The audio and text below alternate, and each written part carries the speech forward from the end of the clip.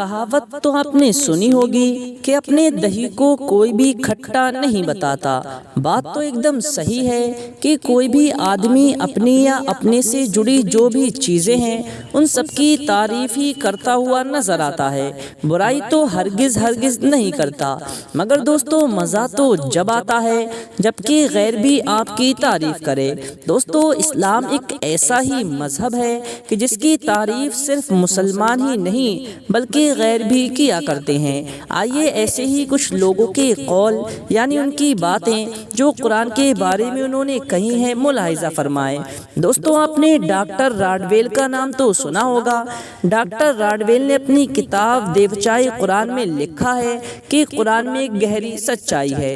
دوستو آپ نے جرمن فلسفر سر گوئٹے کا نام بھی ضرور سنا ہوگا، اگر نہیں سنا تو اب سن لیجئے۔ سر گوئٹے نے اپنی کتاب میں لکھا ہے کہ قرآن مجید کی یہ حالت ہے کہ اس کی دل فریبی و تدریس فرفتہ کرتی ہے، پھر متعجب کرتی ہے اور آخر میں ایک رفق آمیز تحیر میں ڈال دیتی ہے۔ اس طرح یہ کتاب تمام زمانوں پر اثر کرتی ہے۔ دوستو آپ نے ایک بہت ہی مشہور شخص جس کا نام سر ولیم میور ہے، اس کا نام بھی ضرور سنا ہوگا۔ انہوں نے اپنی کتاب میں لکھا ہے کہ کوئی کتاب 1200 سال سے ایسی نہیں ہے کہ اس کی عبارت ایک مدت تک ایسی ہی خالص رہی ہو۔ دوستو ایسے ہی اور بھی لوگ ہیں جنہوں نے قرآن کی تعریف کی ہے۔ دوستو ٹولسٹائے نے لکھا ہے کہ قرآن مجید عالم انسان کے لیے ایک رہبر ہے، اس میں تہذیب ہے، شائستگی ہے، تمدن ہے، معاشرت ہے اور اختلاف اخلاق کی ہدایت ہے۔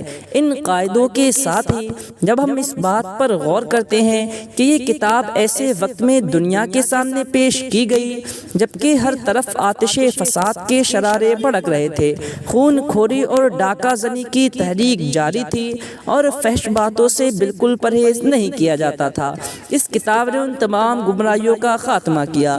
دوستو ٹولسٹائے نے یہ باتیں اپنی کتاب دا لائف آف ریلیجن میں لکھی ہیں۔ اب دوستو اپنے انڈیا کے ہی مسٹر گاندھی کو لے لیجئے۔ اگر آپ انڈیا میں رہتے ہیں تو آپ نے موہن داس کرم چند گاندھی کا نام تو ضرور سنا ہوگا۔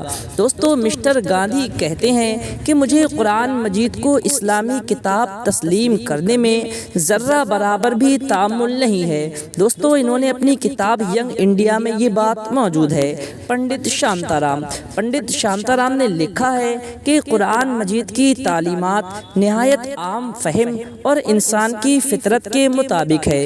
اب دوستو ایک ایسا نام جس کو تو آپ نے ضرور سنا ہوگا، گرو نانک کہتے ہیں کہ پوجا پاٹ کام نہیں دے سکتی، چھوٹ چھات بیکار ہے، جنیب اسنان ماتھے پر تلک لگانا کام نہیں آئے گا، اگر کوئی کتاب کام آئے گی تو وہ قرآن مجید ہے جس کے آگے پوتھی پران کچھ بھی نہیں۔ دوستو یہ گرو نانک نے گرنتھ صاحب میں لکھا ہے۔ اب گرو انگد کی بات کرتے ہیں۔ گرو انگد کہتے ہیں کہ قرآن مجید کے 30 سپارے ہیں جن میں نصیحتیں ہیں، ان پر یقین کرو، جنم جنم ساکھی کلا۔ انہوں نے اپنی کتاب خاتون مشرق دہلی ستمبر 2003 صفحہ 314 پر یہ بات موجود ہے۔ دوستو یہ ویڈیو میں وہ جانکاری دی گئی ہے جنہیں شاید مسلمان نہیں جانتے ہیں، اور اگر آپ جانتے بھی ہیں تو جو نہیں جانتے آپ ان کے پاس اس کو شیئر ضرور کر دیں۔ آج کی ویڈیو میں بس اتنا ہی، آگے ملاقات ہوگی۔